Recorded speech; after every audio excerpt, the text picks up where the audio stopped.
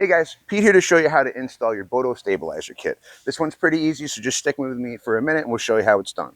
Two things you want to check first.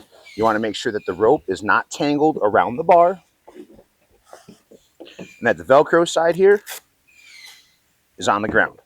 Once that's done, spread it out, pop your BOTO in between it. You're going to take the strap here, bring it up around the birdie. I turn it up just to keep it locked in place, and then we Velcro that strap down. Now we're going to go around and do that for the rest of these little levers. I think it's easier to put it to the side, pop it over, and then lock it up. And again, Velcro into place. Now let's go do the other side.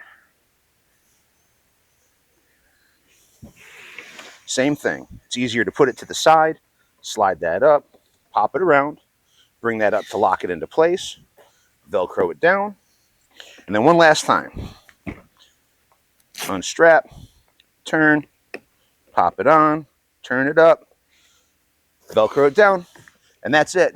Your BOTO stabilizer kit is now attached and you're good to go.